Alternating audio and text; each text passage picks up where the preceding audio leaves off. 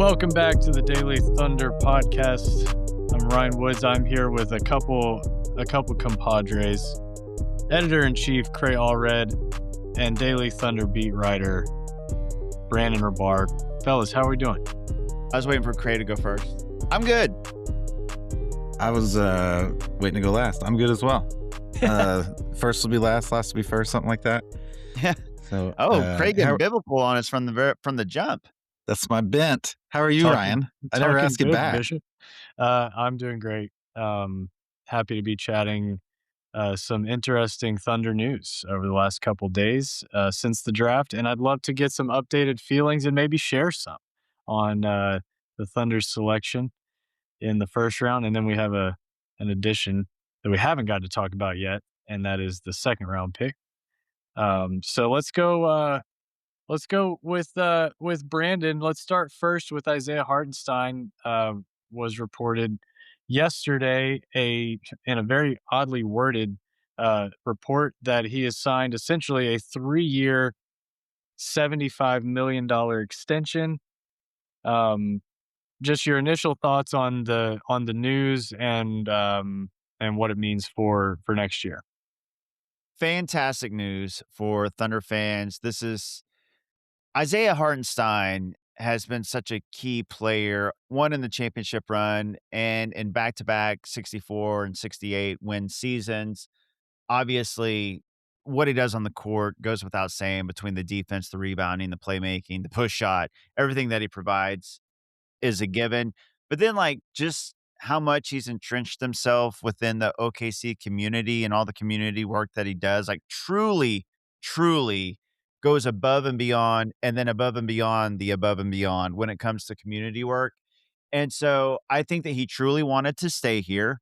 And you see that in the contract. He could have got more than $25 million a year in the open market. If he wanted a bigger contract, he certainly could have got that. I think that this shows two things: how committed he is to Oklahoma City and how entrenched he is in the community, and then also how much the organization values Isaiah Hartenstein, because obviously there's going to be a lot of big decisions to be made within this roster and salary cap and tax savings and all those things. So even though it is a very team-friendly deal, it's still a commitment of $25 million when there's a lot of contracts and decisions to be made. So I think that this very much says that Hartenstein wants to be in OKC, and OKC wants Hartenstein to be here. And on court, what this means is that the Thunder are going to have 5 really, really good bigs. Well, for sure, 3 really, really good bigs, and then a lot of great potential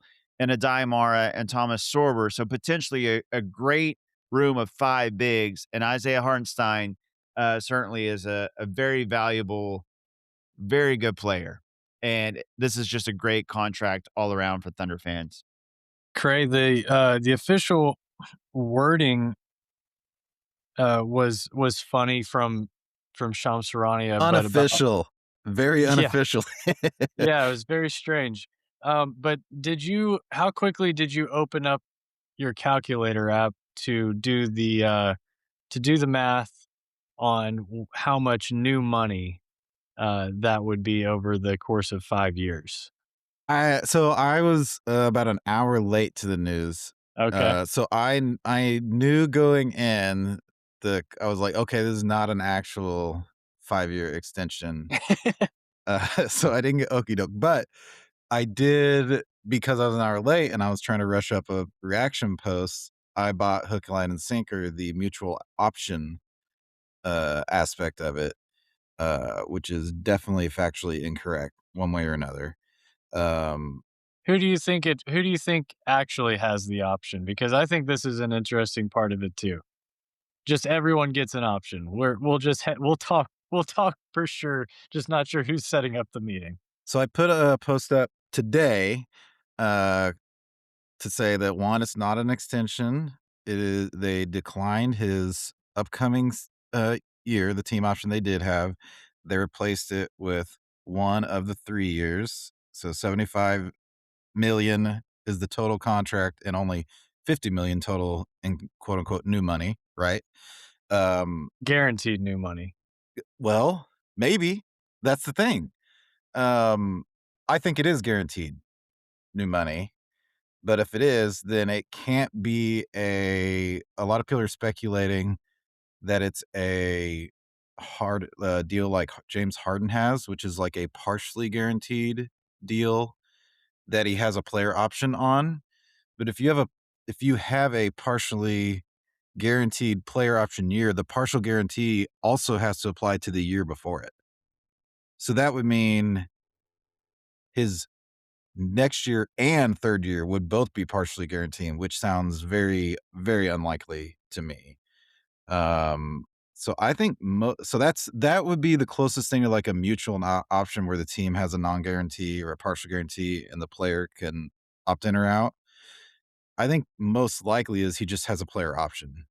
And that because he has a player option and the timing of it, they could negotiate before that, just like the exact same period we're right now. Fast forward 2 years before that uh, looming free agency, the Thunder would then have his full bird rights, and they could negotiate for him at that point to decline his player option and get a big, big new deal with a higher maximum salary percentages, all those kind of minutia things that I'm not going to be good at explaining on a podcast.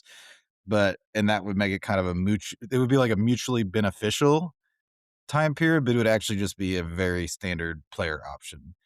The other option is they found some loophole or something because he called it a unique deal. Shams did, excuse me. And if it's really, really unique and none of the cap guys can figure it out, then that sounds more like cap circumvention and like a gentleman's agreement or a handshake or the kinds of things that get you in big time trouble with the league. So, Well, Brandon will tell you, you don't really get in that much trouble anymore for cap circumvention. well, hey, maybe that's a good point. Maybe they're like, calling the league's bluff. Like, We'll do it. we're aspiring to re-sign Isaiah Hartenstein to a set in stone deal that we're not putting down in paper, but we have high Very nice. aspirations to do that, and Very we don't think nice. the league minds that kind of thing anymore.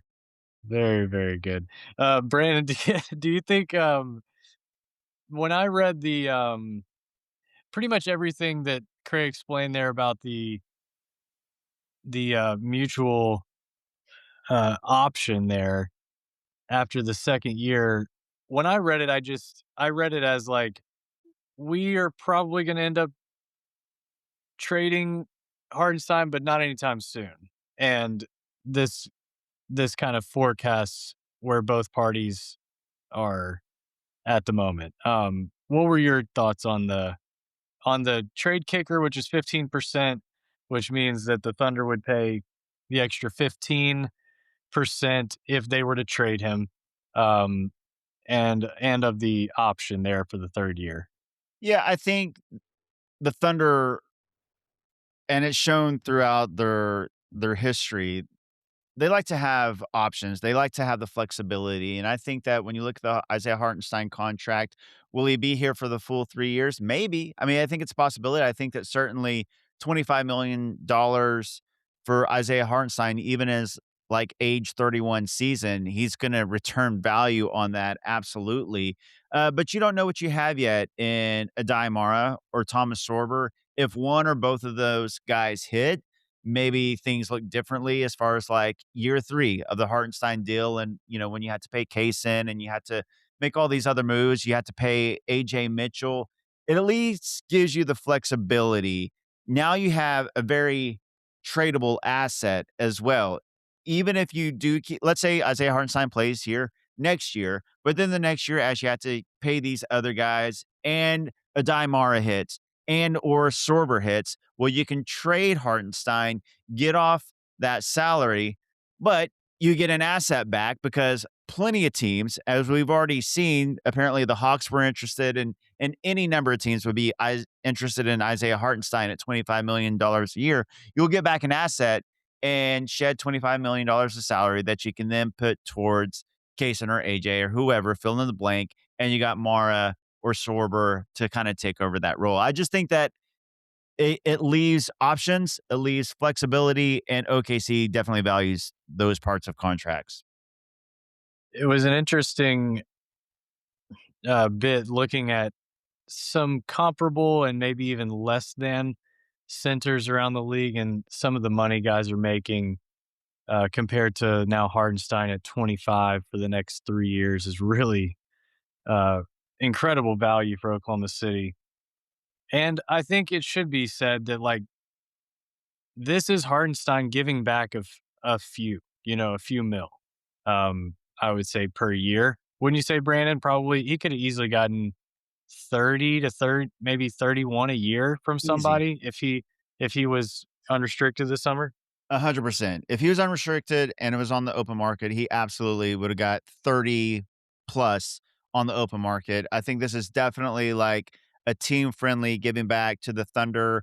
And, probably for the first couple of years, people would have said that maybe the Thunder overpaid by a couple of million, and now Hartenstein is giving that back. But I think he's not only giving back, but then some. I think he actually, um, you know, gave the Thunder back value on how he performed on the court, considering what they paid for him. Maybe at the time, people thought the Thunder overpaid to get him here.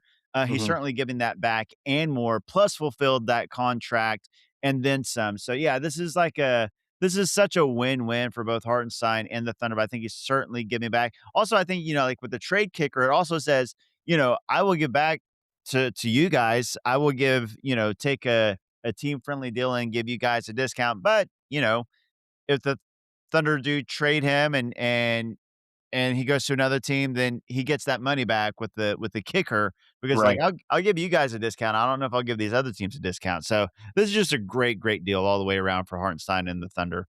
Well, and he literally gave the first year, regardless of his market value, he was due to earn 28 and a half this coming year.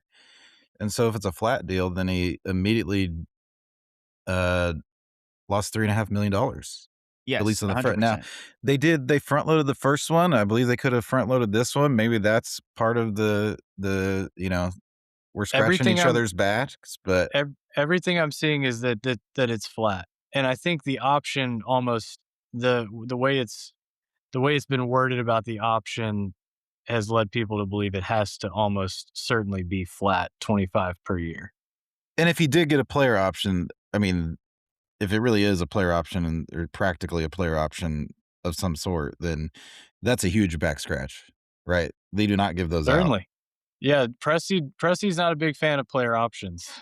I mean, really, No one is. No one gets player GM no options, GM is, especially not non-max but players never get player yeah, options. we really don't see that, certainly in Oklahoma City. I don't can't remember the last player option we saw.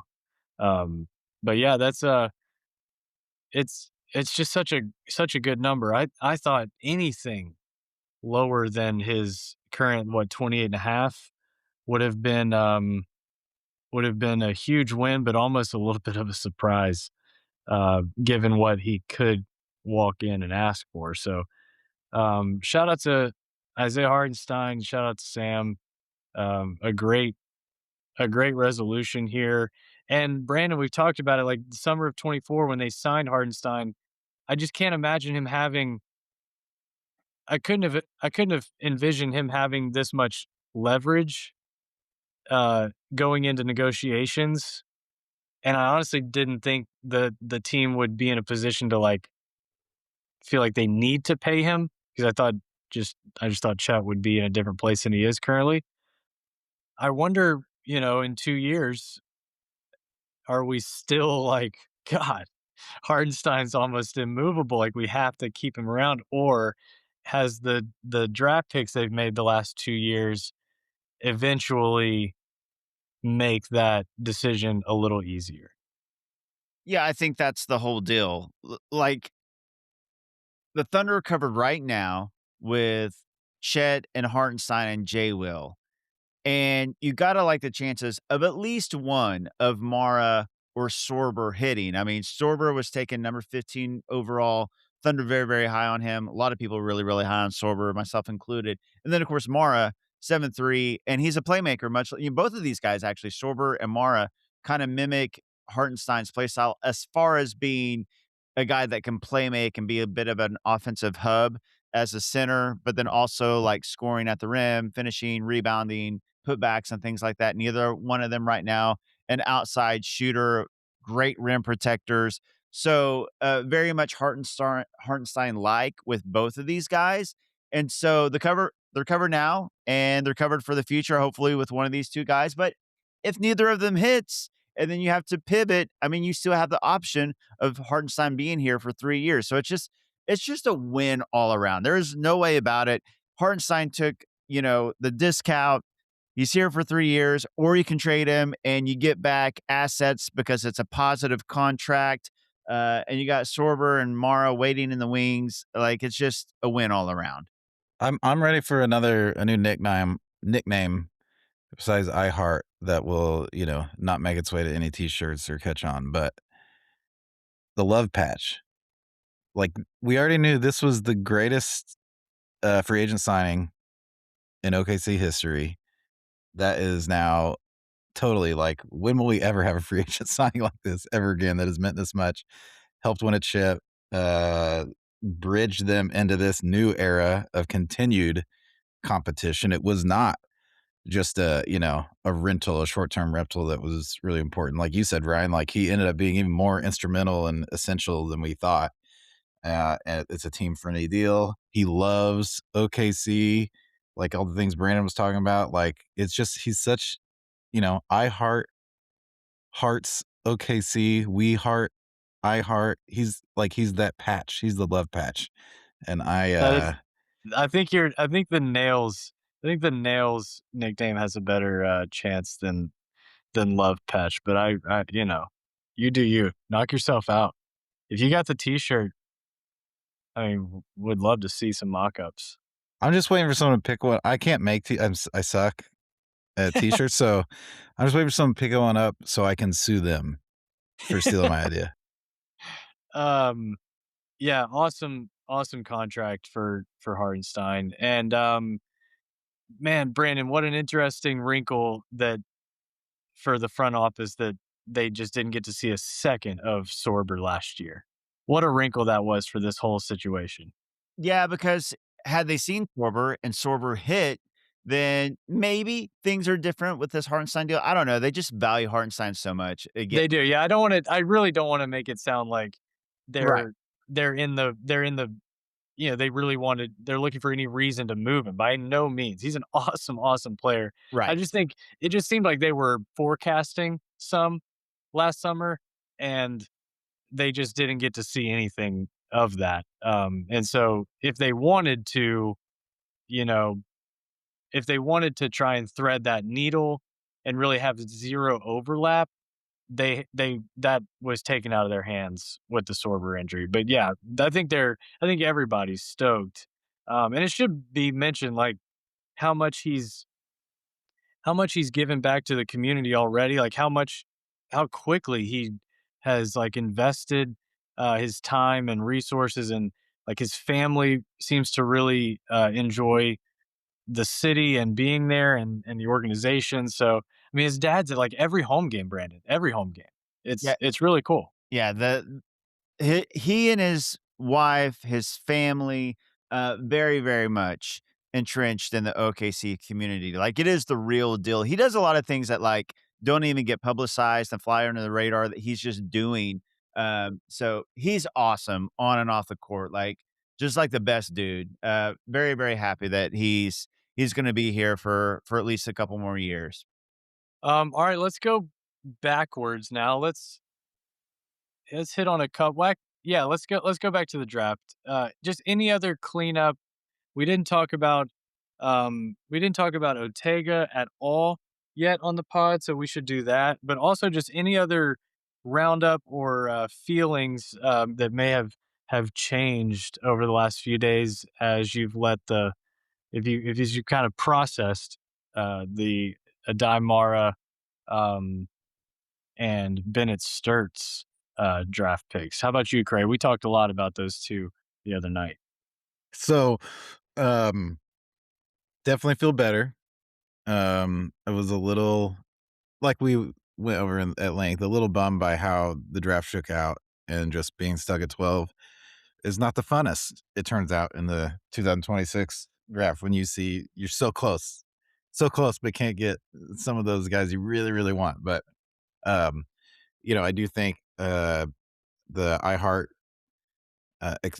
re-signing, I felt this way at the time, but it confirms that, they were not making a drastic, like, we're going to drop, a starter super important to the team and throw a raw 7-footer in there and hope for better things. Or Sorber being what, they weren't making that kind of play. So I think that confirms that they saw Mara as the play or as the value.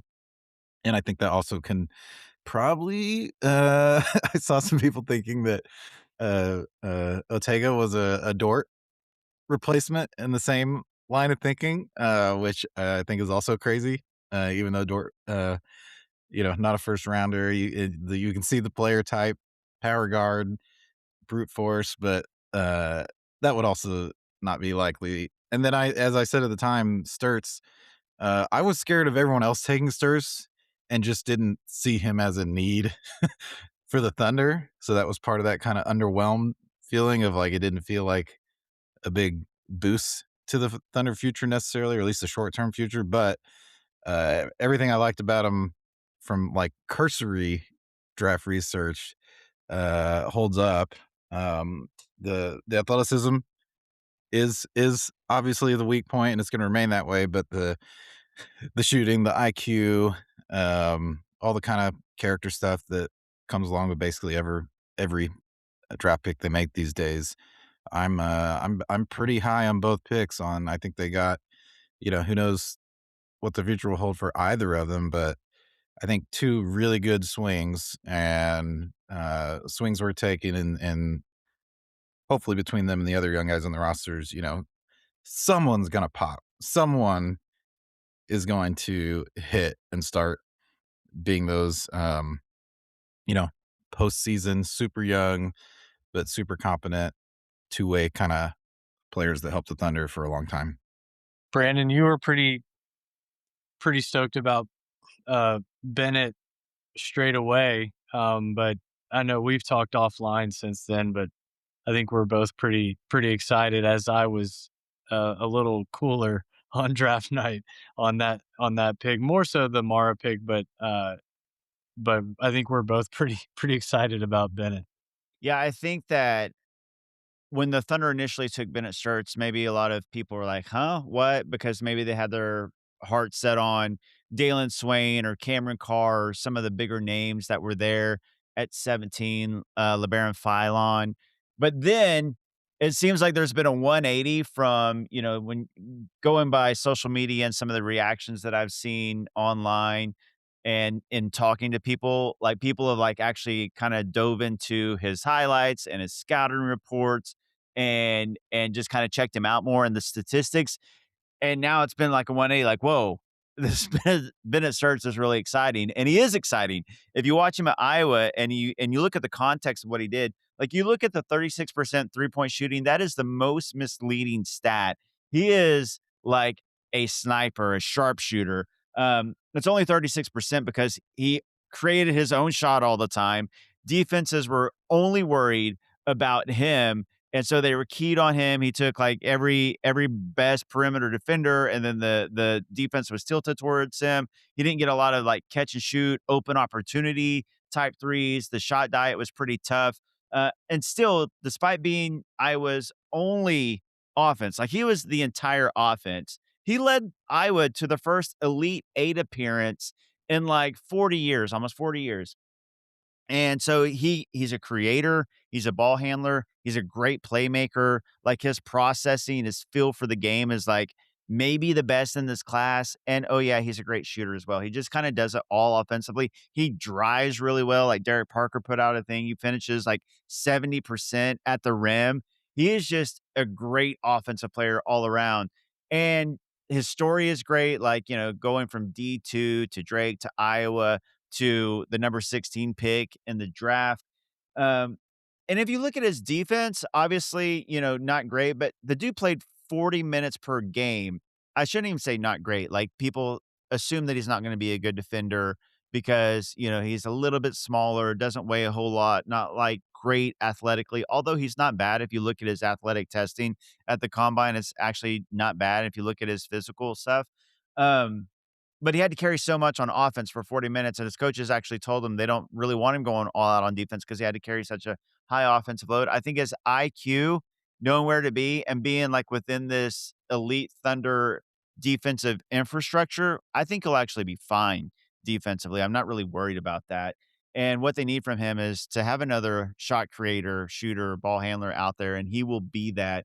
And then Adai Mara, I think, was just the best player at number 12. I think this was kind of a 12-player draft, and they got it's deeper than that, great players after 12, but when you're looking at, like, the top prospects, like, best available, like, on my board, I had, like, Braden Burries and Morez Johnson Jr., Yaxel, and Adai Mara, and then, like, a tier shift after that, and the Thunder got the last guy, and so I think that was just a best player available. You get a dude that's 7'3", that's a rim protector, that can be a playmaker, and all the things that everybody already knows about Adai Mara. And then Otega Owe, I think is just a really good high upside, great defensive player, great physicality and athleticism. He actually drives and handles really, really well. Just a question about his outside shot. But like, at OU, he was mostly just a defensive guy. He goes to Kentucky, expands his offensive game, scores really well, shot 33% from 3, and he's a decent free throw shooter, so there's some encouraging signs that maybe the shot will come along, and I think at pick number 41, it's actually a really, really good pick. I think he'll be on a two-way, but would it shock me to see him get a standard contract? No, not at all. So I think this was a great, great draft haul for a team that's coming off of 64 wins and is 1 year removed from a championship. Brandon, you ever been at the wrong spot in a fantasy football draft where the tier is ending and you don't really feel that excited about taking that last guy, but you just have to, like, you're not gonna you can't reach given where you're at in the draft, like, there's no sense in reaching, you gotta take the guy that's at the bottom of that tier. Yeah, no, I know that's exactly what it felt like. Like, that was the tier shift. Like, you either take a Daimara or you're reaching for, like, Nate Ament and hoping that he's gonna hit, like if you were picking last year, can't remember, like, who are some of the top NFL rookies last year, like, in fantasy football that you're just kinda hoping are gonna hit, uh, but it'd be like that. And so Like to me, you take the like Genty. yeah, like Genty. Yeah, exactly. Like you wanna like Jahmyr Gibbs or Bijan Robinson, but you're like it's a tier shift and you're just kinda hoping Genty hits. Like with that's how it was. I think that once back to back to back, Morez Johnson Jr., Braden Burries, and Yaxel went, and I'm curious, I still don't know about Yaxel if the Thunder would have taken him anyways or not, maybe not. Uh, but Mara was the last of those, like, guys that you just gotta take if they're there, because if not, you're reaching, I think, on Swain or a Mint or Heinz Stomback. Like, I wouldn't have wanted any of those guys. Much, much, much preferred Mara to any of those guys. I wonder if Yaxel would have already claimed a starting spot by now if we had taken him. He would have claimed it. He wouldn't have gotten it, but he would have claimed it. Oh, man. Long live Yaxel. I'm excited to watch him. Um, He'll get a you know, shot. just another, big, versatile wing that will leave me wanting from the draft. Um, I've got a real quick, I've got Go ahead, a Cray. post-draft, the dumb player comps that always happen, player to player before the draft. I've got a post-draft that I don't think has been made, and it's not the most positive, but I mean it in love. The, uh you remember our boy Jimmer Fredette as the, Steph Curry light, emphasis on light back in the day when he was coming in the league? I'm liking he's not, Sturts as a Fredette comp, but similarly as the Chris Paul light. Only he has the size advantage in his case, but, that kind of plotting, ultimate IQ, floor general, shoots it from everywhere. So he's the great light hope uh, for coming and imitating a legend like that. As far as his unlikely to reach ceiling, anytime someone's compared him to a Fran Fraschilla was doing that on some pod I heard before the draft, just saying, this guy's on CB3's level as a pick and roll player. So My gosh. Fran, Fran, calm down. That is high praise. okay, Thunder fans, Cray jumping in here. Gonna do a little ad read for none other than dailythunder.com. Just so you know, we are primarily reader supported site. We reject gambling money, futures trading. You know who I'm talking about. The folks ruining the internet and rooting Thunder and NBA coverage. We've had offers. We've been invited to join the club to boost the algorithm with tweeting charts that move the action and make people mad and play to the lowest common denominator. That's not what we're about. We're here to follow the game, give real analysis, and be genuine in our takes. So please consider logging on dailythunder.com. We have subscriptions to keep our newsletter in your inbox. We've got pregame coverage, postgame coverage, link roundups, featured articles. We have goofy stuff. We have Saturday morning cartoons with vintage clips from the Thunder past. We have playbook items with games for the nerds, crossword puzzles, Shea Sweeper or Minesweeper knockoff. We got it all. Anything you want. If you're a nerd, if you're serious, if you like the color and the fun and all in between, sign up dailythunder.com. We've got free subscriptions. We have premium tiers for a little extra bonus exclusive stuff, including some really exciting projects we're working on that we think the audience will be excited about soon. Check out dailythunder.com. We've got the frequent newsletter that sends you everything we got. We've got a once a week newsletter that just keeps you updated as the series goes along. We got live commenting. We've got plenty to stay engaged as a Thunder fan and not be so freaking annoyed by all the noise and all the stupidity out there. Thanks for listening to the show. Share it with a friend. Refer to someone who knows ball and stay on top of everything Thunder. Thanks. All right, well, we should move to the other two big moves in the last couple days. Since we've talked, Aaron Wiggins and Isaiah Joe moving on, traded to the Pistons and the Hawks, both for 2 second-round picks, future second-round picks. I'm surprised, I guess, by how many people that seem surprised that these moves happened. This was, I felt pretty forecasted by just how little those two guys played in the playoffs, and how much more McCain played. So Brandon, just I guess, an obituary, I guess, on the time that they spent with the Thunder. Pretty incredible, both stories. Start with either one. Yeah, from the top, just Aaron Wiggins and Isaiah Joe, awesome guys, high class, high character, and both played key roles, obviously, in the Thunder bringing Oklahoma their first ever pro championship. And I think they will kind of forever live on as fan favorites because they were a part of that team and everything that they brought on the court. Like seeing Aaron Wiggins go from the number 55 pick in the draft to becoming like the ultimate meme, Aaron Wiggins say basketball, to then like truly becoming a player that made an impact on winning off the bench, seeing him go for 40 points in a game, seeing him have stretches in the playoffs during that championship run where he really made a difference on the court. And then after the Thunder win a championship, delivering a speech for the ages at the celebration, he will truly go down as like a forever fan favorite. The Thunder found a great landing spot for him in Atlanta, a young up and coming team that's a playoff team where he will get minutes and continue to show what he did. But the Thunder get 2 second rounders back. They don't have to take back any salary and they don't have to take back any players. So you shed all this money and tax savings. You open up a roster spot and you get a couple of assets. And in this new NBA where we see players like Julius Randle, an all-star, getting salary dumped and having to give up the better asset to do that.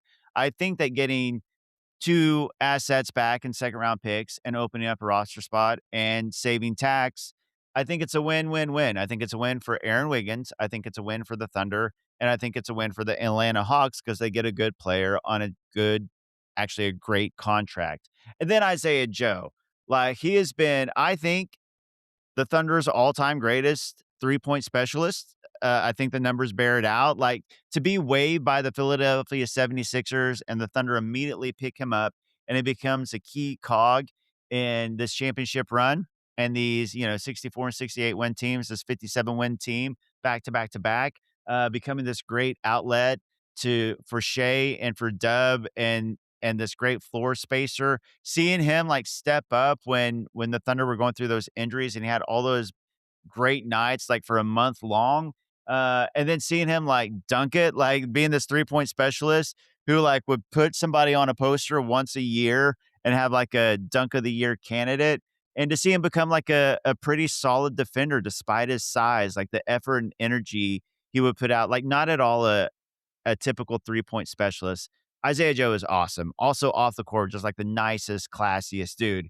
And once again, he's going to live on, I think, kind of forever as a Thunder fan favorite because he was this like incredible 3-point shooter. And Thunder fans have always kind of starved for great 3-point shooters. And he was like the greatest and helped bring the Thunder their first championship. So again, will forever live on. But then the Thunder once again found a great spot in Detroit, desperately needed 3-point shooting, was the number 1 seed. He's going to get like a real role, big minutes on that team. But once again, didn't have to take back a contract, shed all this salary, tax savings, opened up a roster spot, and got 2 assets back and second round picks. So once again, I think it was a win-win-win for Isaiah Joe, for the Thunder, and for the Pistons, who get a great player on a great contract.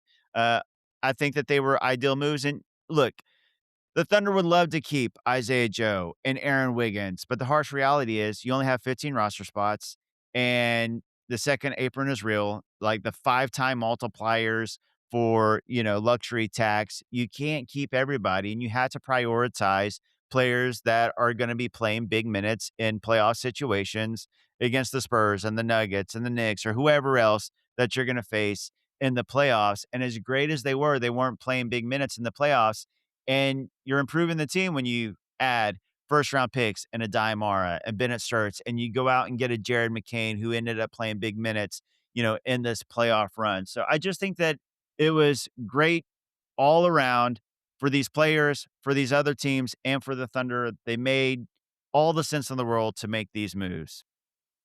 Do you have like a singular memory from Isaiah Joe that you'll like that's the one that will stick with you the longest? It's funny, besides the dunks, because the dunks, like, stand out, like, because they were so, like, jarring. Like, I Yeah. think of his first, like, poster dunk, it happened, like, it took everybody by surprise, and so, like, his other ones weren't as surprising, but they're still like, "Oh, yeah, he can do that." Like, it's amazing to see the smallest dude on the court that's a 3-point specialist, just like put dudes on posters and had that kind of hops.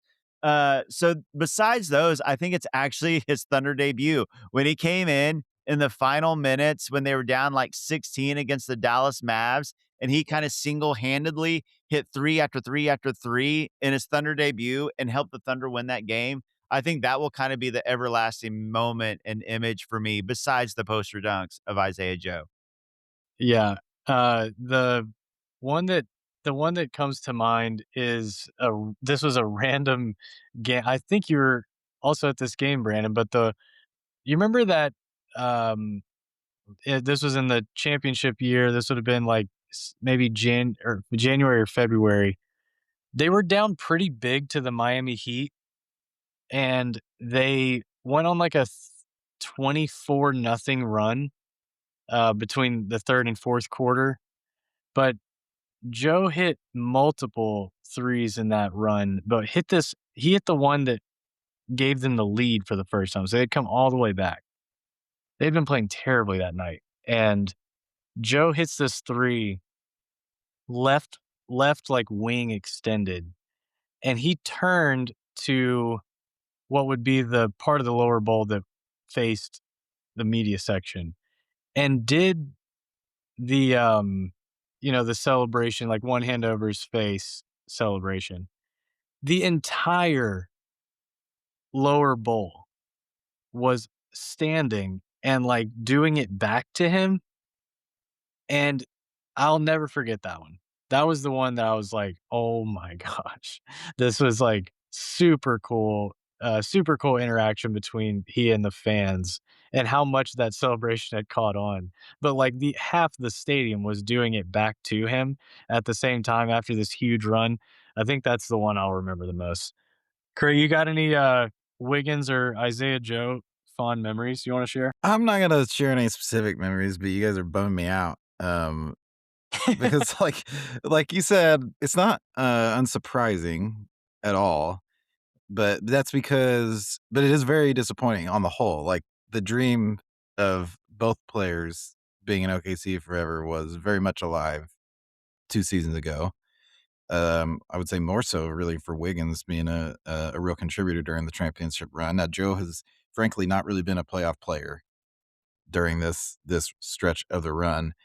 So to me, the dream really died already, with Wiggins' really rough season. And then in the playoffs for both of them against the Spurs, no shooting. We need guards. We need someone. And they just weren't trusted by Mark Daignault to hang. I think they played uh very I don't think yeah, neither of them played 10 minutes in any game that wasn't in the fourth quarter of a blowout. So the dream was dead. They're going into their 27, 26, no, 27 and 28 age seasons. So, they're not going to keep developing if they're just not there for the extreme, fantastic regular season players going to be awesome on other teams, but to compete at the heights where the Thunder expect to be competing year in and year out, that's one where, I don't think it's just about tax ducking or apron ducking or whatever. It's we need to find better pieces that are gonna grow into those roles, if not replace them immediately. So, but you guys are mentioning those. I've got a little bit of a Thunder built into my TikTok algorithm these days, mainly because of Jared McCain. But just seeing all the not even the highlights, but like all of the people going back to the, like, exiting the tank phase, and people are just, like, reminiscing, showing these kind of random grainy videos from when they were at this game, and you're seeing Joe and Wiggins and Giddey and Mike Muscala and Trey Mann. Like, to me, I'm just like, "Man, those days were pretty fun." And every little piece of that era in the standings, uh, everything was just a twinkle in our eye. We had no idea it could have gotten this good, but it's just sad, It was a very fun time. You get attached to the personalities and the kind of scrappiness of the players, and both of them, they are embody this rebuild. The rebuild is not the KD, Russ, Harden top 5 pick rebuild.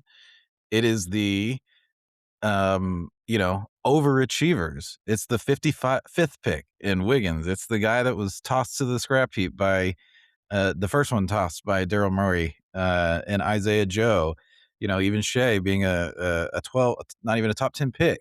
So that's the part of it. Just is one nostalgic, and two, it just really is a bummer that there are limits to, the if you work hard, you can do anything.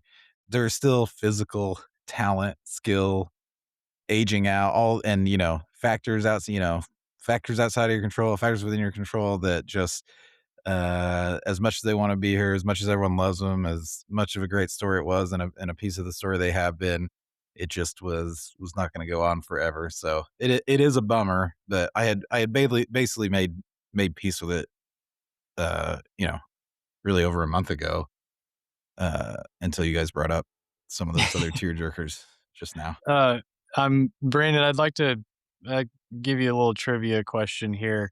I'm looking at Isaiah Joe. This was the Mavs game that you referenced at Dallas. They're down 15. Isaiah Joe makes his first basket, was actually a free throw, with 3 minutes and 42 seconds left. The Thunder are down 15. I'm going to give you four players that were on the floor. I would like for you to guess who the fifth was. Okay. Isaiah Joe, obviously, Aaron Wiggins, Shea, and Lou Dort. Who was the fifth player? Isaiah Joe, Aaron Wiggins, Lou Dort. Um, ooh, Isaiah Joe, Aaron. I guess it wasn't. It's obviously like an odd player. So I'm like, I keep thinking of players like, no, it can't be him because that's too obvious because you're purposely leaving out I somebody. do want to give you the date. This Okay. was October 29th of 22. So this is the 22-23 season. Um, it feels like we need a big in there. I'm trying to think of what big would have been out there with Isaiah Joe during that season. Cray, Wh- he's going to nail this. Is it Muscala? It's not Muscala. Is it It's not a bad guess. is it a big? It's a big. It is a big. It's it's Was it Poku? it was not Poku, but you're getting there. Am I kidding there? If it's not, oh, was it Jeremiah Robinson Earl? No, not that obscure. Not that obscure. Okay. Was it Bays? It was. It It was was. It was Baisley. Darius Okay. Baisley. Okay. When I went back and watched it, I was like, "Huh, I never really connected Isaiah Joe's tenure with Darius Baisley's tenure," but there you go. No, Yeah. that's the thing. He connects further back than you realize. I know. There's kind of It those really several sums it. little planks of the bridge to this era. You think of really Shea and Dort being the true godfather, the true bridge, but there's a lot of little pieces that connect like that too. For sure. Also wanna call out a couple, I guess it would have been the title year, but Isaiah Joe had an unbelievable night at Madison Square. I think he went for 30 that night, but just phenomenal game from him. That's a fun one to go back and watch. I guess the Wiggins one, Brandon, would be probably his career high 41 points at home against the Kings. That was an incredible night at home. Yes, on court, absolutely, it's got to be the 41.9, and just how excited like Thunder fans got about it. Like it was like everybody wanted to see him go for 41. Like, They were chanting his name. yes, It was amazing. it was incredible to see like a role player get that kind of love, like from 18,000 fans. It was awesome. But off court, nothing is ever going to beat his speech at the celebration after Yeah, winning the championship. yeah. Like, I I don't know how many championships the Thunder end up winning, during this era. Maybe that's the only one. Maybe they win 3 more. I don't know. Maybe, over the next 50 years, they win 5 more. Like, who knows what the future holds for the Thunder? I don't know if it'll ever be topped by any sort of speech just because it was like being there when he did it and feeling like, like between the players that were on stage with him and then the crowd, and then you see like the online reaction. Like it was perfect. It was like the chef's kiss speech after winning the championship and just kind of like feeling, I think, what every single Thunder fan felt. He like summed it up and put it in that speech. And it was also the way he delivered it. So, as great as Aaron Wiggins was and all the memorable moments he brought on the court, I think what he brought in that speech will be what will be, to me, the everlasting image of Aaron Wiggins. It was very sermon-like, the Yeah, way the delivery. it was Perfect. inspirational. It was. That It that really was was. it was the black eye speech. That is what we were saying, right? Like Wiggins was the man of the people. He Yes, It was was just he the got perfect it. amount of it was the perfect amount of online, you know? yes, Yeah, but he knew about the saving basketball thing. Yeah. He's not like the most online guy, but like he got that Thunder fans knew what they were watching and that they had and that their confidence in the team at its low, not at its low point, at its like, in the standings low point, right? But the team got it. The fans got it. The fan base believed it. They knew that this could happen, and it was just a spiritual connection, right? To he was that just put it into words, like you said, a sermon. I've never heard it described that way. That's perfect. And boy, Brandon, no few people more than us love to see, Termini get bodied, you know? Yeah. Well, it was kinda like the perfect bow on the Justin Termine, tweet, black eye tweet, because it's gonna be forever it's gonna live on forever in Thunder fandom though, because, like, he was, like, basically subtweeted in this epic legendary speech that will get replayed, like, the new arena will be built, and our grandkids and their kids will come, and they'll probably be like, that Aaron Wiggins speech will live on, and, basically Justin Termine is getting, like, subtweeted in it Forever. for forever, yeah. I do hope I'm excited to see maybe down the road how the Thunder, like, commemorate that. I hope they post it somewhere, like, physical, um, that it just sits there. Maybe a plaque of some sort. Maybe a banner. Just put the whole speech on a banner, print it on a banner, and just raise it up there. Um, let's go Cray, where do you wanna go next? So we've covered all of the actual transactions. I think we need to look ahead. We got two big one I think can we just breeze past uh potential bet with Nate Duncan notwithstanding on Nikola Topic and Thomas Sorber. I'm trying to take him up. I think he might have been being facetious, but he Nate suggests that the Thunder might dump Topic and Sorber in addition to declining Kendrick Williams uh, option in order to dodge the second apron, which I don't think will happen. I would assume we all agree here that Thunder will be exercising all their rookie contract options on the books moving forward. That's technically a technicality housekeeping thing that I'll think about. But the big ones are, I think, in rank of importance. I think we would agree probably Cason Wallace being, even though it might not happen as soon, the potential extension with Wallace. Then more urgently on the timeline, the decision on Lou Dort's team option and/or future with the Thunder, uh, followed by the Kernick Williams option. So I don't know if we want to go one by one or have everyone, take them as a group to get our predictions in. But I think still some pretty big choices out there for Sam Presti. Yeah, Brandon, just take that wherever you'd like. Yeah, so as far as, like, the Nate Duncan tweet and Sorber and Topic not going anywhere, no chance, moving on. Okay, uh Kenrich Williams is fascinating because he wants to be in Oklahoma City, and the Thunder very much value him as a locker room leader and vet, and he can still play. Like if he is your 15th dude, that is a great player to have as your 15th dude. So could I see like a decline and re-sign for like the vet minimum or whatever? I could absolutely see that for sure. Kenrich coming back. If he wanted to go and have a bigger role somewhere else, that would make sense for him. I would not be surprised though to see him back. I expect him to be back. Um, and then of course Lou is the big question. Here's what I know about Dort. He very much wants to be here. He made that clear in his exit interview. He wanted to do anything possible to be back here. He very much values the fact that this team and organization and front office, you know, took a chance on him as an undrafted player, and he earned his way up the ranks and became a starting player, an all defensive player, a defensive player of the year candidate on a championship team. And the team very much values him and very much values him not only on the court, but as a culture fit. Like what he's like, he is like, as far as like the developmental program, he is like banner A plus student. Like there's no bigger success story than Lou Dort and like kind of where he came from being undrafted to where he is now.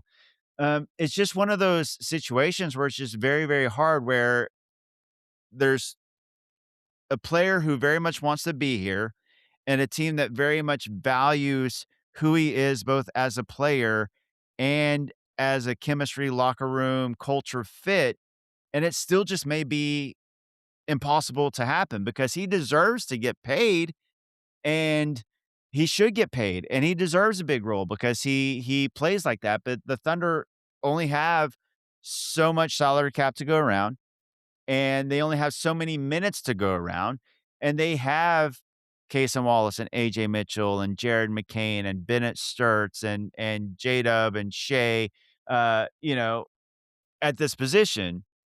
It's just a difficult situation. I don't know what's gonna happen. I would not be surprised to see him come back on, some sort of discount because he wants to be here and because the team wants him to be here.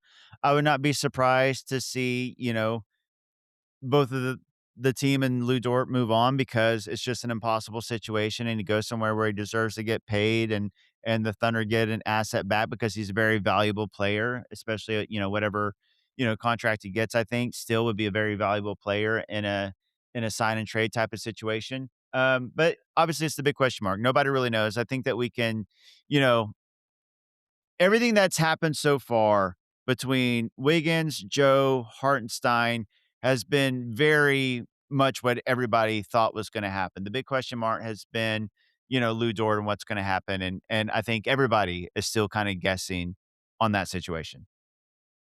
Don't you think this is his real chance to get paid, right? Like his next this may be the last chance for him to get like a really big contract. Yes. I say I like contract as in like I think he could get, you know, north of 20 million a year. Yes. And so I don't think that he's going to get that from Oklahoma City at this point. And I just don't think the team I think the team wants more than anything, I think the team would want him to be able to take advantage of that spot. Um, and that would be obviously with a different team, but um, I was I think he got everything kicked off in an interesting way at exit interview saying like he would do what it takes to stay here and um that could be just he's not going to maybe one of those situations where it's like what do you expect him to say? But it wouldn't surprise Being in the room, it didn't feel that way. Like it yeah, didn't it feel wouldn't like surprise me if if that's just how he feels. It wouldn't surprise me at all. So it's that's an interesting spot to be But where you can feel that way and have in your mind a real, like, what it takes number, right? And then you get into the meeting, and this is the what it takes number, and you're like, "I didn't mean that well." and it could be even money is obviously like probably going to be a driving factor here, but also if they go to him in a similar way as they did with Josh and say, not only is this the number that we have for you, but we also have a lot less minutes and a smaller role. And we've said this so many times, like his value is in the starting unit, whether that's on this team or another team. yeah. The best of Lou Dort is guarding the best of another team, and that can't be realized if they're going to shrink his role, to a bench role. That's not maximizing him as the player, and you can't pay him. If you're not gonna maximize him as a player, you also can't pay him as that much. And there are teams who are going to be excited to pay him, to start him, to have him guard guys like Shea, like Luca, all the guys that we've been accustomed to him guarding so well in the past. Um, I just I feel like the writing's on the wall, but there have been bigger surprises before. I I'm I totally get what Brandon's saying, like, there doesn't seem to be a path that works for everyone. Like, nothing really makes sense, like, good or bad. It doesn't make sense.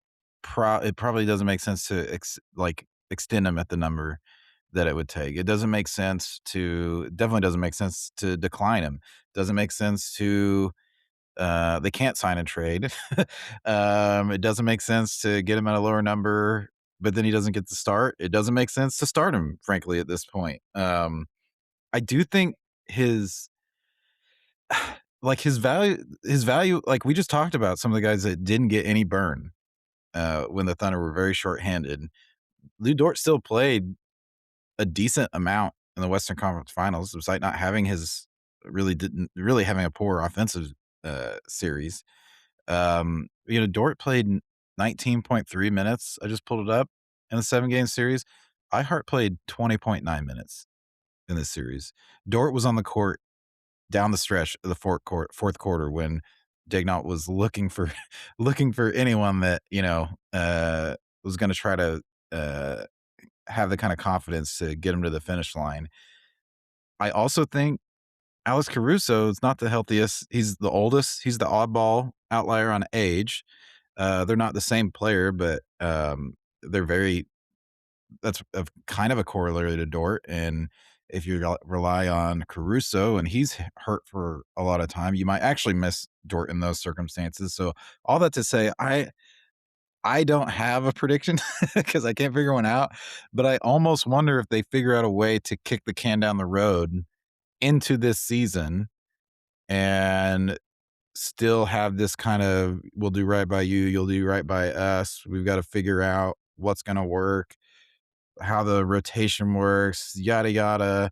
And worst case scenario, we find a trade partner that is on your list, or I don't know, but I just really struggle to come out with an actual prediction. I can tell you, I'll be upset if he leaves. I'll be upset if he. I just don't think he, as much cachet as he has with Cason Wallace, with AJ Mitchell. I don't think that uh, he would be a starter next season. Uh, I would probably be upset if he was, honestly, if they re-signed him and put him back in the starting lineup. I would be upset if they just dumped him. Like, I'd be upset. Uh, we've talked before. We'd be upset if they didn't dump him, but got value back, but he ended up on a Western Conference rival that might be the kind of team that wants him so that he can guard Shea. So I don't know. I'm very, very frazzled on the Lou Dort front. I have no idea what to expect, and we only got 48 hours or so to find out what they'll do. But I don't have any prediction for him. I do think that Cason Wallace will be. Uh, I think it just matter. Much less of a read on him. I think people are overreading some of his comments as well regarding his situation, but I think they just got to pay Kasem what he's worth. I don't think they'll have to pay him a super exorbitant amount, but I mean, uh, if Dort's been a starter this last several years, Kasem Wallace is a starter for the Oklahoma City Thunder, at least in value, right? And we saw how freaking lethal he was as a defender against some of the best guards in the NBA last playoffs. So they just got to, and also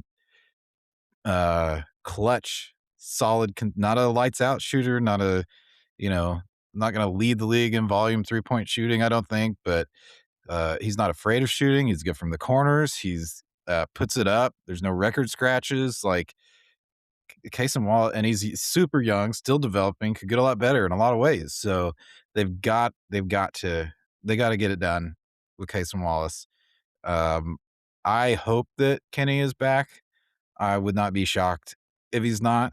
Um, and I might. So my prediction for him would probably be that and also all this to say they have 15 players under contract right now, or that will be once they sign deals and stuff. But that this is the run it back roster if they want to do that. They have the guys. I feel like maybe Kenny is you're gonna have to work with us on maybe declining and figure out a lower number for long term security or something. But I don't know. I know I'm a little all over the place there. Glad I'm not the one trying to negotiate in every single direction like this. But your turn, Ryan. Where do you see it all going?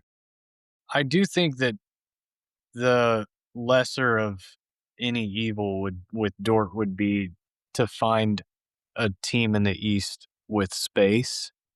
Um, Just to p And but question, just to push him into space, or are we getting a real player back? Because, like I said, yeah, maybe I don't think Cason's that ready, but I don't want to just empty out a starting/rotation important player that Mark Daigneault relied on all through the playoffs for nothing. I just don't.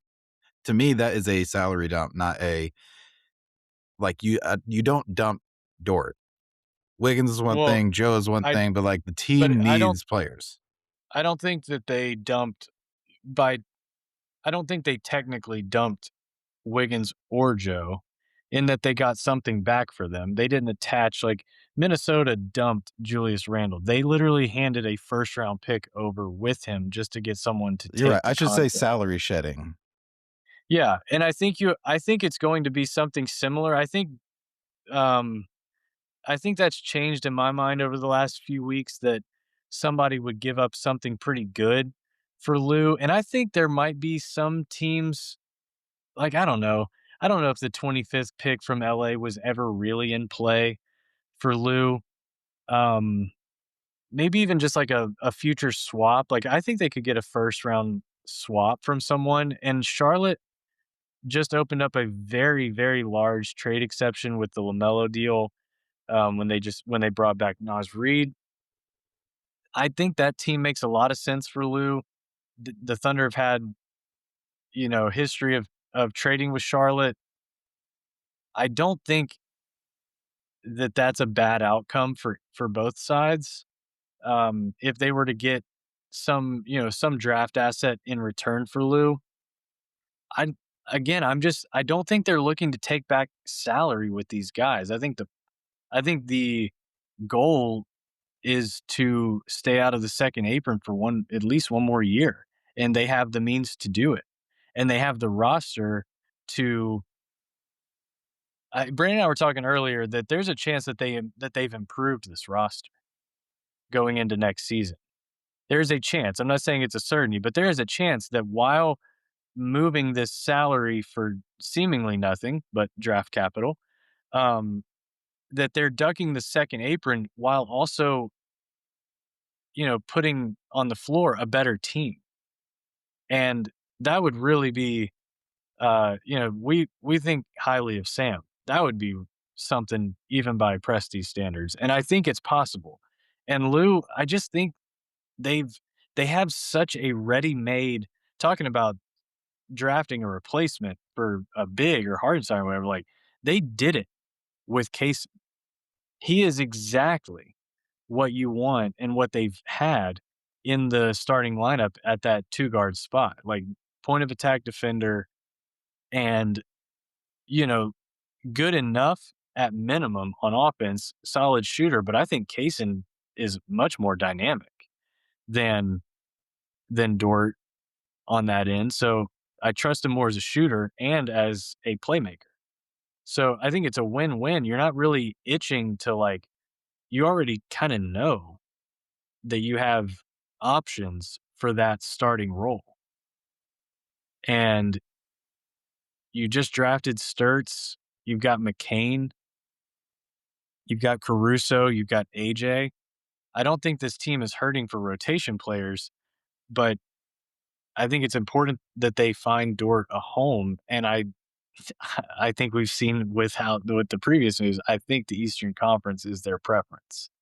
What do you think, Brandon? I think he goes to the East, and I think it's gonna be something that, like, Cray's saying he would not enjoy. I think it's going to be more like what we've seen is where they take a draft asset back, and I think it would be a better one than what we saw with Joe and Wiggins. And the teams that have been speculated have been obviously the Lakers, like you said, the Charlotte Hornets because they had the cap space and they could use a defender like Lou. I think the preference would definitely be if a trade were to happen to the Eastern Conference.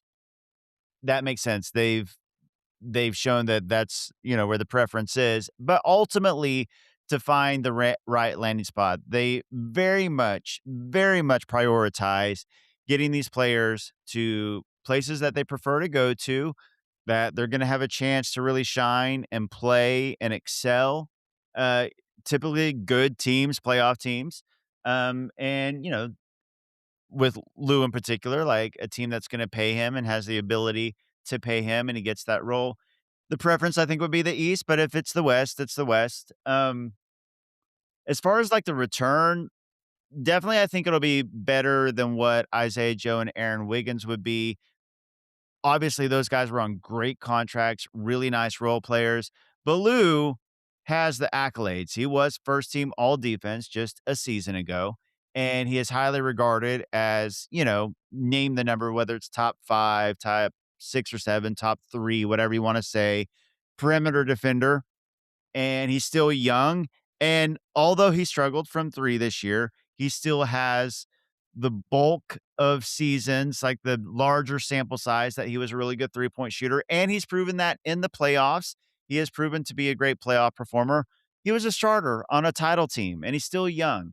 Um, so I think that the return would be better, whether that's a first round pick, whether that's a lottery protected first round pick, whether that's a top 4 protected first round pick, or 5 second round picks. I don't know what it would be. I can't pretend to know, but you're still getting the asset of, shedding salary and opening up a roster spot, blah, blah, blah. I think that the Thunder would want more for a Lou Dort than, for Isaiah Joe and Aaron Wiggins, given, who he is and what his reputation is, and the fact that he's a starter and can still play high impact winning minutes for a team. And obviously, if you're a team that wants to trade for him, you're a team that needs a perimeter defender that can do some 3-and-D stuff. So yeah, I think the return would be higher. Absolutely, this would not be like some sort of salary dump situation. No way. And that's not what it was with Wiggins or Joe either. I like I said earlier, I think getting 2 second round picks in this, economy, NBA economy, and shedding salary without having to take salary back and opening up a roster spot. But still, I think a return would be higher with Lou. I'm going crazy. Don't you think a sign and trade is like a real possibility? They can't because of the apron. You can't do a sign and trade while you're over it. Maybe there's a magic. They are, like you said, kinda on this weird edge, but, I don't know that they could actually make that happen, without first ducking down in other ways, which I think is unlikely, but c I'm just gonna, like, read you guys can I Or read you they could guys some pick up names? sorry, they could pick up the option Well, that's what you and mean. Yeah, and trade. a pickup and trade. Yes. Yeah, and that was one of my thoughts, that even if it's not right now, that it happens And it would be like next an season. agreement that he'll extend once he, goes to that Yeah, team. Yeah, he works. essentially you find the teams, you have his agent find the teams, shout out Clutch. You find the teams who would like you basically have him bring Sam a list, and you pick up that option and then you go to work trying to find the best value based on the teams he gives you. I would imagine that's a pretty cordial way to go about it. Well, we're gonna talk starters and rotation, but let me give a preview to my cap argument that I'm pushing on everyone. I know I'm on an island a little bit, but Dort's number is what, 17.2, 17.7, actually, I think, something like that for next year. Um, PJ Washington makes $14.1 million. Gabe Vincent makes 11 and a half. Royce O'Neal, 10.1. Caleb Martin, 9.5. Sadiq Bey, mentioned the Pelicans, makes just over $6 million. Like, I know they don't want sub replacement value, but a lot of those guys are at least rotation players. Chris Dunn, 5.5 million. Like, to me, like, because if they just trade him just for picks, not a dump, but a salary shed, then they have 14 players, and they could bring in Otega or Brooks Barnhizer or whoever else, some veteran minimum to get to 15. But why wouldn't you get a good player? Like, why wouldn't you get a decent player? And if the answer's the apron, heard, but the point of dodging the apron is so that you can still acquire talent. Um, And so losing Dort for nothing when you could have got him a player back for him, like you're just preserving the ability to do the same thing just to get another player in that smaller dollar value range. So I'll pause though. I don't want to drive you guys crazy on my soapbox, but you can see I'm fairly radicalized on this. But just to ask you a question, like, don't you think the Thunder would rather just keep Dort on the option and stay if it means staying in the second apron than going into the second apron for someone that's never been on the team? Maybe, and that's why I'd want to keep. That's what I'm saying. Because I like, don't want to because lose them for PJ no PJ players. Washington PJ Washington is owed $25 million in 2029, 2030. Yeah, Like, so. he's simply not an option. Well, yes, he is. No way. No, there's no chance that we're paying PJ Washington $25 million in Oh 4 years. no, but if we want a salary dump, we can absolutely salary dump in those years. We got plenty of assets for that. I'm saying, like, to me, there's a lot of maybes, and I know the Thunder are very good, and they could be, maybe they could be better even without Dort, with all the other changes. Uh, the young guys could pop. A lot of things could go really well, but also there's a finite number of Shea years. There's a finite number, as we've seen, finite number of healthy anyone years. Chet, J-Dub, Shea, God forbid, on and on down. Like, when you have this roster in place and you can keep it, you have the tools to do it, and the only cost is financial, then that is, as a fan, I want them to keep every good part of the team together that they can and not to get something or nothing back and hope that it works out when you know what you have. So that's just my like I said, my radical, stubborn view of things, that will become much clearer in the near future. But we probably should, like, a lot of this, I do think, Ryan, you want to talk about the starting rotation and stuff. Uh, Yeah, I do. I just wanted to get Brandon's thoughts on, um, let's go down the path of a Cason extension and Dort moves on in one, capacity or another. He's on a different team next year. Um, let's say Cason is extended somewhere, let's call the number somewhere mid-20s. There will be obviously some talk about who starts, assuming Hardenstein and Chet, J-Dub, Shea, of course. But that fifth starter, in your mind, Brandon, is that Cason now making mid-20s, or is that AJ making, like, 4? For me, it's Cason pretty easily. He's been Mark's choice as kind of the de facto starter when a starter is out. Now, we did see AJ in that role as well, sometimes even over Cason, but the Thunder have traditionally, not just traditionally, historically, like whether it be Mark or going back to Donovan or Scotty Brooks, PJ Carlissimo, have always started like an elite point of attack defender at the two, from Tabo to Andre Robertson to Lou. And I would just be shocked if you start, your three primary ball handlers in SGA, AJ, and JDub together instead of staggering them, and then start, have both of your top point of attack perimeter defenders and Cason and Caruso both coming off the bench. It just makes much more sense to me. Salaries aside, it makes way more sense to me to have Cason start and have AJ come off the bench and leading that bench unit. And all these guys, and Mark says this all the time, but it is true. You know, whether it's starting, whether it's coming off the bench, it's more about how many minutes you play. Sometimes it's about who closes and things like that. And both Kaysen and AJ are going to get a ton of minutes, very, very high roles, valuable roles. But I would be shocked if it's not Kaysen starting. I would too. What do you think, Craig? okay, Thunder fans, Cray jumping in here. Gonna do a little ad read for none other than dailythunder.com. Just so you know, we are primarily reader-supported site. We reject gambling money, futures trading. You know who I'm talking about. The folks ruining the internet and rooting Thunder and NBA coverage. We've had offers. We've been invited to join the club to boost the algorithm with tweeting charts that move the action and make people mad and play to the lowest common denominator. That's not what we're about. We're here to follow the game, give real analysis, and be genuine in our takes. So please consider logging on dailythunder.com. We have subscriptions to keep our newsletter in your inbox. We've got pregame coverage, postgame coverage, link roundups, featured articles. We have goofy stuff. We have Saturday morning cartoons with vintage clips from the Thunder past. We have playbook items with games for the nerds, crossword puzzles, Shea Sweeper or Minesweeper knockoff. We got it all.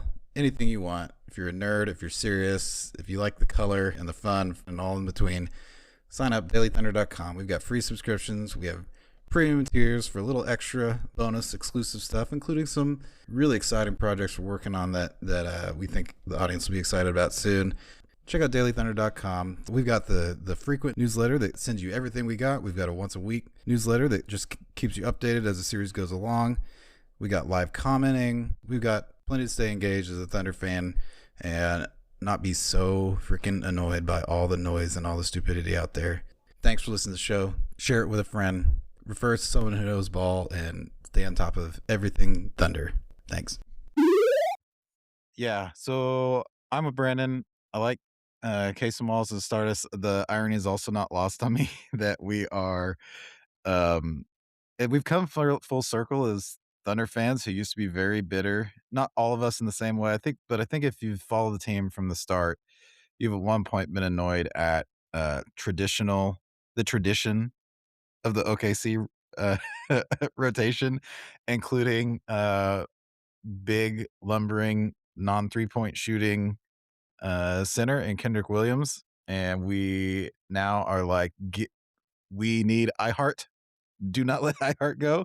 And of course, the like Brandon was rattling off the two spot, and many people didn't the Kevin Martin year was the best, and I was wanting more Jeremy Lamb, and we didn't catch the vision on Andre super quick, and I think if you ask most Thunder fans at this point, most Thunder fans want Cason Wallace at the 2 and Isaiah Hartenstein at the 5 as like the most advantageous best shot we have to win, which is an inverse of some of prior errors of us thinking that was kind of too old school, too too much preference given to size and whatnot. So I do think the only thing I would say is unless there's a rule change, because I'm still a little bit bracing, although I think the finals kind of settled some of the foul stuff down and the ref stuff down in terms of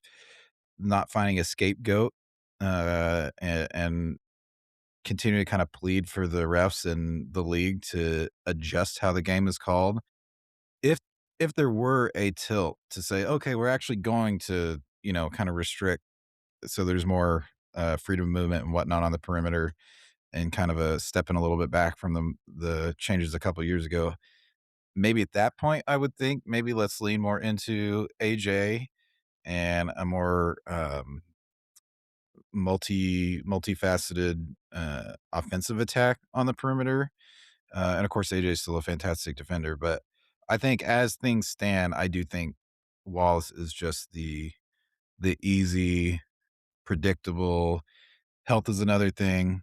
Casey's had a much better health track record at this point, so you have a little less risk of things getting out of sync uh, if your starter goes down because of that. So I think AJ is a starting talent caliber player, even among Thunder players. But I think for the roster fit, Cason's the best fit. But I'm guessing you might be more open minded, right?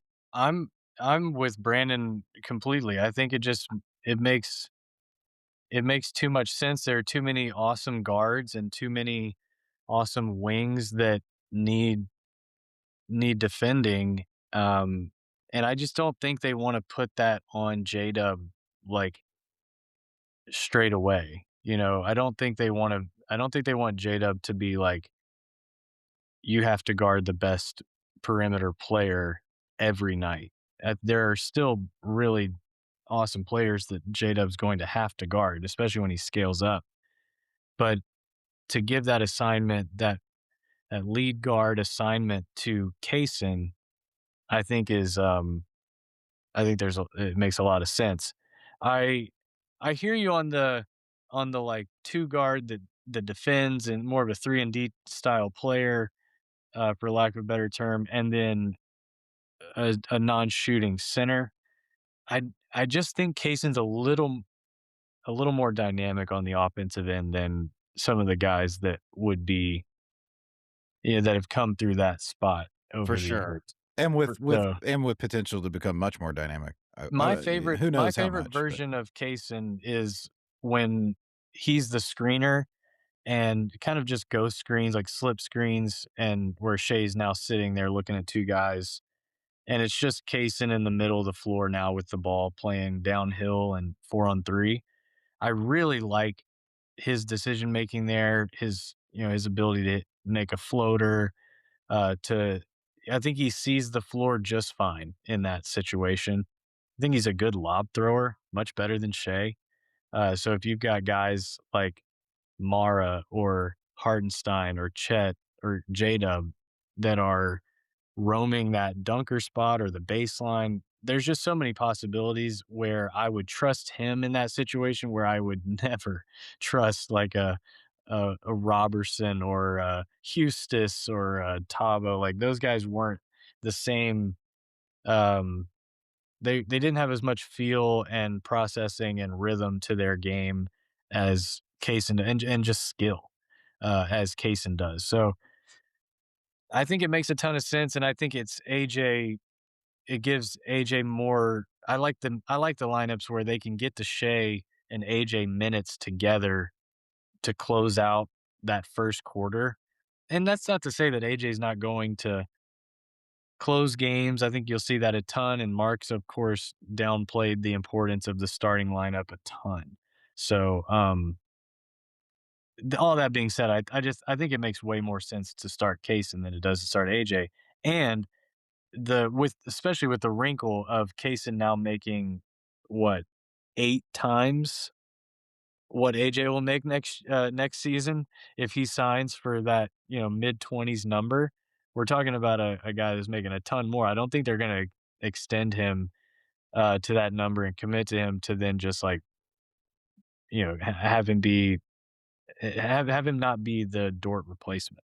Yeah, and uh, he is much more dynamic than just being a 3 and D guy. I completely agree. One, I think that his 3-point, percentages have the, you know, potential to be up there where Lou's has been over the past year. Like, I think he's just as good or not better of a three-point shooter than Lou has proven to be, and Lou has been fantastic, and all the credit in the world to, like, from where he began to the three-point shooter that he became. Just, like, the consistency, I think that, especially in the starting role, like, playing off of Shea and Dub and the quality of shots that he'll get, I think he has potential to be a really, really good shooter. But also, like, his ability to handle the ball, to drive, to finish, to play make a little bit. I think it can be a very, very dynamic starting two with this team. Ryan knows this. I was super, super high on Kaysen before the draft. I thought he would be like a home run pick for the Thunder. So I was incredibly excited when the Thunder ended up taking him. And he has even exceeded like what I kind of thought that he could be. I just thought he was an incredible two-way prospect. And he has become that and more. I think that the Thunder very, very much value what Kaysen brings. he's awesome. I think 28 million could end up being a steal. Yeah, as high as he gets pushed, that could be a steal. I love you bringing up J-Dub, Ryan, because, you know, J-Dub less so as uh, having so much physical obligation on the perimeter and also not in the front court as he had to do most of the season prior with all the injuries to the bigs. Like, I also would love to have him have a little bit less daunting of a physical matchup night to night. And also, like, we talk about free safety bigs, like Roman in the back, obviously Wimby being the obvious one now, but like I like to think of like Jada as like a strong safety Mhm. because that is to me the one thing. the grind of last playoffs, the one thing that the magical piece of Thunder basketball that can tip the scales in just like overwhelming ways was that transition factor that is just J-Dub, right? So if he can be more of that secondary help off ball, still a great on ball defender, still gonna have, take whoever he needs to one on one on defense, but having a little bit more, after the first deflection, having the chance to get on the break or pick it up and just explode down the court for those transition plays. Like that's what I really missed kind of about the whole team's dynamic in the playoffs while they were so grinding.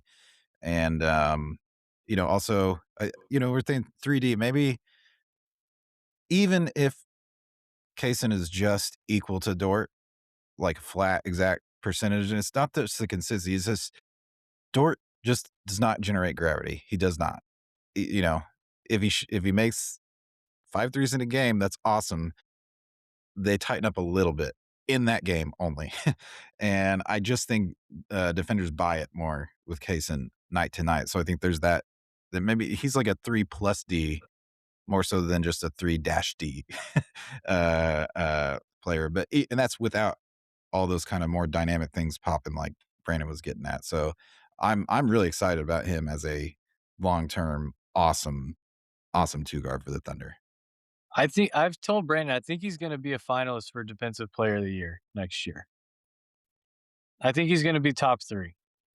Also, he does not um he doesn't foul like Dort. Dort's gotten a lot better with fouling, but like the kind of gambling and playmaking that Kaysen does typically is not with the body, right? It's incredible instincts, incredible hands, and he can match up physically. But uh, yeah, he's just. I mean, yeah. How many steals? If he gets a real, if he's not just like I would expect him to get more minutes than Dort has been getting as a starter, and so he's going to have so many highlights, so many steals, such an obvious. I mean, honestly, he's one of the most eye popping like on defense, the defender jumping off the screen with the things that he does in the league. And yeah, I'm with you. I could think it'd be, uh, you know, get a real perimeter candidate again for defensive player of the year. Brandon, better hands, Caruso or Kaysen? Come on. That's like Godfather 1, Godfather 2. You you can make an argument for either one and, Both of them do stuff in a game where I'm like, "Never seen that before.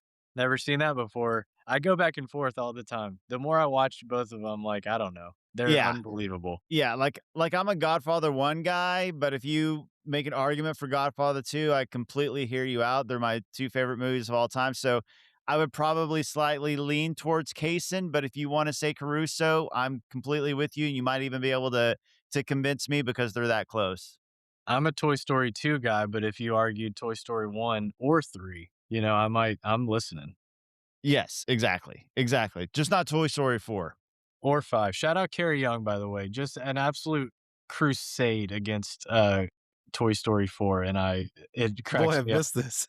It cracks me up every single time. It was a perfect trilogy. Why It mess really it up? It was a it Well, so really it's perfect was. trilogy. so the Toy Story is about the nostalgia of your childhood, but now we're old enough where the movie itself, you're ruining our childhood by ruining the franchise that was about our childhood back in the day. I think one on one Wallace is the hand, like just straight up. If you're playing one on one, like I think he's the one more likely to rip it. But in terms of like surprise and craft and off ball and pulling the chair and just like coming up with, like you said, Ryan, like never seen that. Like it's like Caruso's the best in the league, I think. On just like, how did he think of that? How did he have that instinct? Where did he get that Yeah. notion? The off-ball instinct and timing from Caruso, I've never seen before. He did some stuff in, game 4 of the finals series, that I don't understand. It's every if any other player did it, they'd probably get benched if they even tried it. It's stuff that's, like, breaks every rule. and he somehow like turns it into a fast break opportunity for the Thunder. It's insane. Caruso and Kaysen, and it's another thing we've talked about. Just if you're gonna pay Dort, like that's so much money allocated to like that archetype, that thing, and I think it's I think it's you know smart that they reallocate some of that, either now or down the road to just different stuff. Okay, that's my cue to get on my soapbox again. I'll be quick though. I'll be in and out. But like I would say, different stuff. I would rather have that allocation be uh real players on the wing, maybe. Yeah, I mean, So yeah, for sure. yeah. So I don't think it's crazy. At this point I'm very happy with the offseason as is, and nothing's gonna upset me too much down the road. I just want to throw some comparisons out at you. So guess how many taxes? So I'm going to talk luxury tax because to me, actually, Brandon, you got the quote back in September. Presti, frankly, has been very transparent. It usually is more transparent than people give him credit for.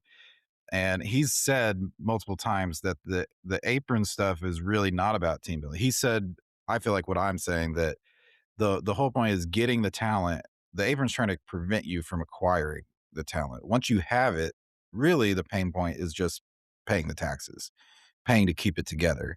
And he didn't say that as a promise that they would pay it, but in the past they have. So I'm just going to run through some notes. So in the first 3 years, when the Thunder were incentivized to come from Seattle to Oklahoma City, do you guys know how much public tax dollars were ponied up for the arena reservation renovations that were essentially, essential to get the Thunder to come in town? Any guesses?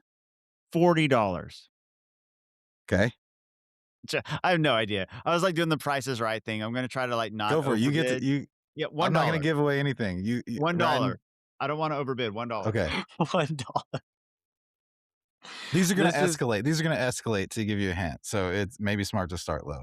I'm going to run this through a is few. repeat. I'm kind of confused. Repeat the question. So the taxpayers of Oklahoma City have multiple times throughout the very beginning of the Thunder coming to the city through the most recent ballot, the Maps 4 plan. We won't get too much into the weeds, but they have consistently ponied up money to renovate and or build basketball arenas that the team says it needs to exist to play in. Uh huh. So in 2000, from 2008 to 2012, that was the first stretch of that when they were basically getting ahead of the Thunder coming there and trying to get ready, and they voted for some funding to make Paycom inhabitable for an NBA team. So, what's your guess on the uh, the number that they forked out in that first era Taxpayers in total, or like what it in broke down total? to per. God, it's got to be more than $1. Um. You can't say two. You can say 41.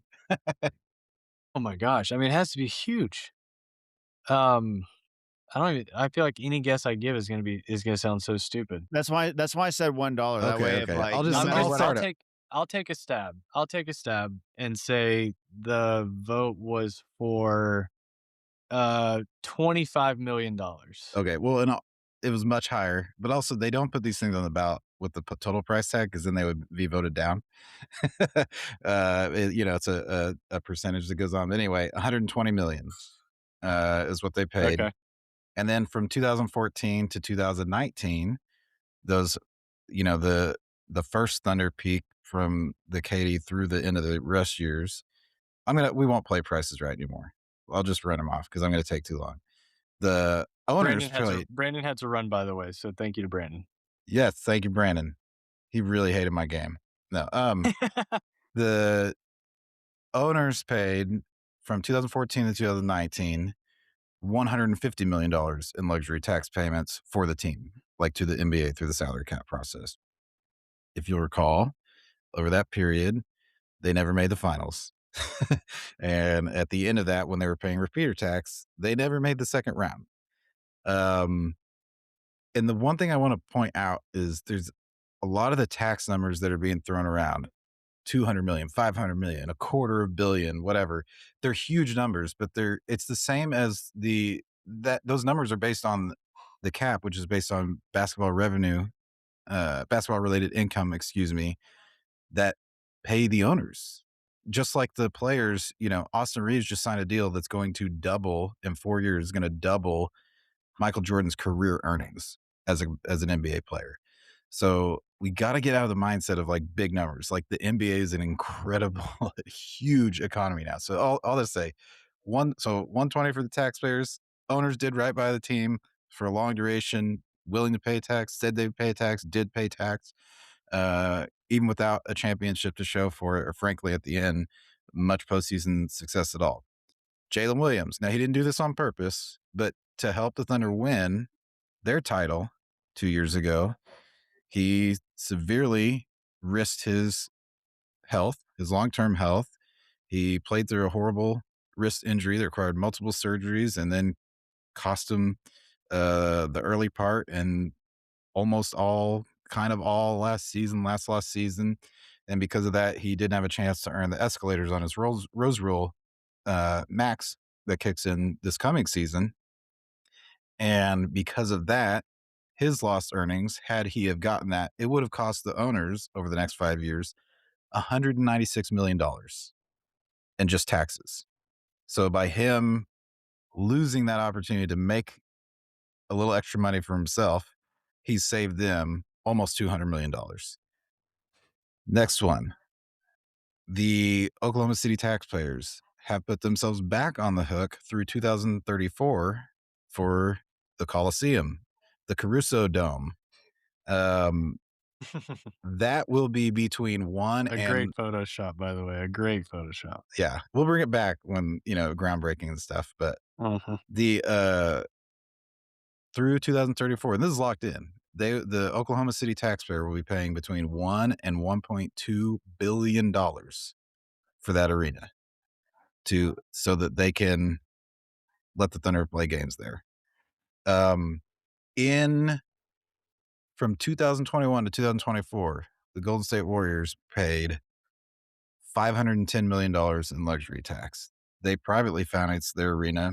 That was not the KD team. That was the death rattle of the Steph team. They won that one championship, and they paid for old man Steph, mid to late or early to mid 30s, Steph, Clay, Draymond, trying to keep it together, with popsicle sticks and rubber bands and adding a talent the best they could.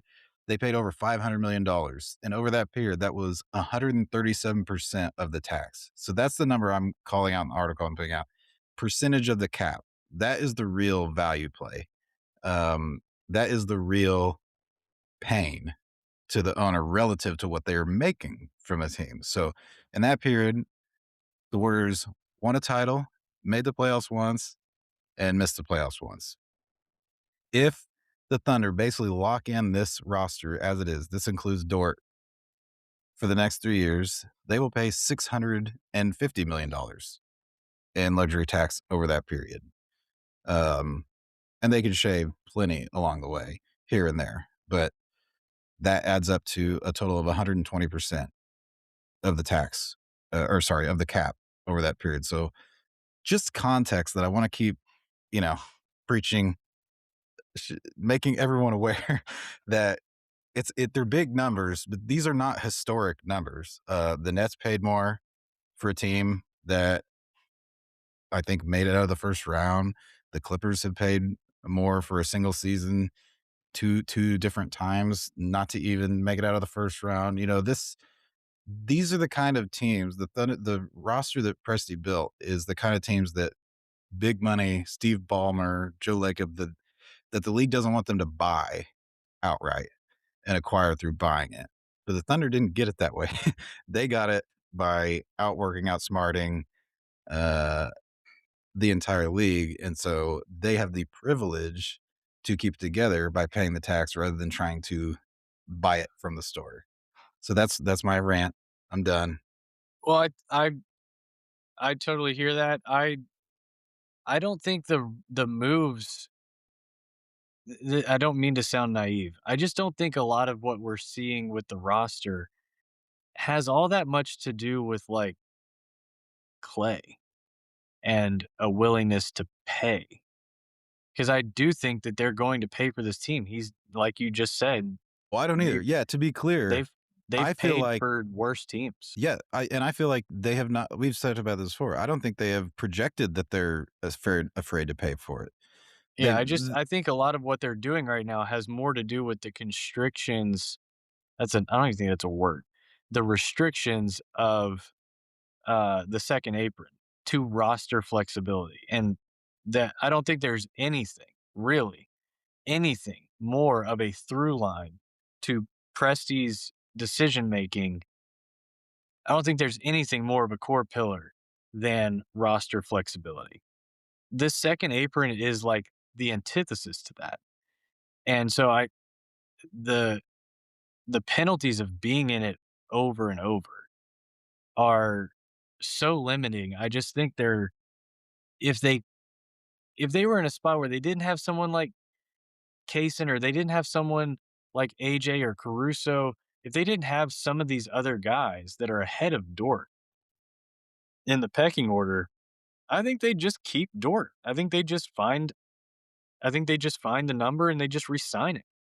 But having the luxury of these guys ready to go and ready to take on more, and Dort's number gets you out of the second apron, I just think it makes way too much sense for everyone, for that to happen. So as much as like I hear everything you're saying, and I just want to also say, I just think a lot of what we're seeing right now has less to do with like an ownership group unwilling to pay, because I think that's the exact opposite.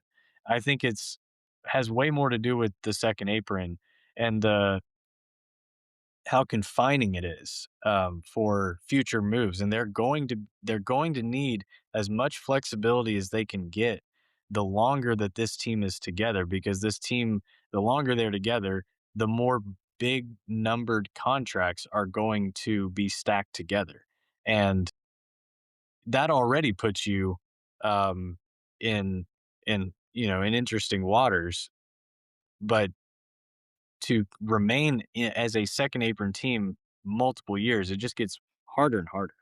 yeah, and yeah, to be clear, yeah, we're on the same page. I think the Thunder I don't think they want to pay as many taxes as they can, but they have always this is what they've done. They've said, "We prepare for this stretch," right? And Sam Presti has managed to 2 times now get the team better this fast before the tax ban came calling, and they have not Exactly. taken that for granted. They haven't taken that for granted and acted like James Dolan or whoever and saying like, "Oh, you're breaking me down here." But probably just my I buy that at the individual level for Dort, for any one player. If Presti would rather have the slot, the pick, the whatever little bit of wiggle he can get, totally, I get it. It just and especially if he's thinking even longer term, right? If he's thinking post Shea years or post prime Shea, um, I don't think he wants to slow it down. I think he wants to keep building and building it stronger and stronger for as long as possible. As pie in the skies that might sound, but just on the long haul, to me, mainly the aprons, right? Their acquisition restrictions, and they can always acquire anyone that's cheaper. They can always shed a salary, dump a salary. They got a bunch of picks in the drawer in the cupboards. Um, they can do one to ones. The biggest material ding is that your number 30 or your first round pick gets locked in at the end of the first round if you do it 3 out of 5 years. I don't know that their pick will be higher than 28 if things go right, Yeah. over those years anyway to start that's been number 30 the last 2 years, so, so I hear you. I'm not actually trying to, uh, be a crazy person, but yeah, if it's legitimate flexibility that they can use, yes, but if it were to have there's a point where people are arguing, they're gonna trade, they're gonna get rid of Highheart, they're gonna get rid of Dort, they're gonna get rid of on and on so that they can be 5, 10 million under the apron. Well, guess what? You can only do at that point: acquire 10 million more dollars after losing several good players. So there's just a balance to it that there's there's you can either step way down or you can step a little bit down, and the only real path to getting total freedom is just not to be a championship team anymore, or at least a bankable championship team. So, um, yeah, I'm very very happy with the roster. I think they're empowering Presti to do, and that's another thing. I think I'm assuming he has cachet with the owners where he can point to his resume and his record and say, "I do this. I know what I'm doing. I've done right by you, and if I need $3 on the dollar for this year for this contract, I would hope that he's going to get that." Uh, all right. Well, my sermon's over. I enjoyed it. I enjoy it. I like that you've taken a different approach, and you have some feelings that are very fan forward, and I Fan appreciate forward. that. I like it. They're very they're very we're not just gonna take the billionaire's word for it at face value. We're gonna dig a little bit, and I appreciate Yeah, that. and I also say I'm I think we're owner better for it. forward. I like Yeah, I've been arguing with people for years that the Thunder are not cheap, yeah, right? And I just 100%. have felt this once we got the team and we won the title. I just felt this shift in the our fan base saying, "Well, how long is it gonna last? They're cheap. They're gonna sell it off." I'm just like, wait a second, no, you can't just settle for that off the bat. So, one thing I will say, along with this article, I've got a little cap tool that I'm putting out, and you can do it yourself. I'm And gonna what's get a little awesome bit about that? of model What's where you awesome? can kind of play. You can turn down Dort's deal or trade him for a pick or Mhm. extend him or do these kind of things. And it's very beta, like all the things I'm trying to put together lately. I'm trying to put a few things like this together for a real kind of suite of fun games and tools. But they're, you know, I'll put this article out. I'll kind of give those big numbers, and I'll say, you take a whirl, max out the roster, give everyone maxes or dump everyone and compare the damages on what it would Yeah. mean for a team like that. So I hope people think it's fun. Find out just how difficult some of these decisions are, and some of these I think it's a good, perspective to have for thinking about Sam and these agents, like, getting down to the nitty-gritty, trying to find the bottom line. It's tough to do. It's tough to do, and there's a lot of this summer, I think we talked about this before we started, it's just a lot happening, a lot of decisions to be made, and to be honest, I'm surprised we haven't seen an update on Dort since we've been recording, so the clock is ticking Well, on that's that another thing. deadline. Every time I finish off this draft, something happens. Yeah, sure, exactly, So look out for that between exactly, now and the morning when I plan on releasing this. Dort will the decision so will much of happen. I'll have to redo the whole table, and yeah, it'll so be much the of what we've said could be completely obsolete by the time this posts, you never know. we'll rush it up. We'll rush it up. Alright, well, with that in mind, let's wrap it up there. Uh, Cray, as always, thank you to Brandon, and, we will be, back to discuss the next wave of Thunder happenings, between now and the start of Summer League, which is very, very exciting. So, Cray, thank you very much. Thank you, Ryan. Great job hosting.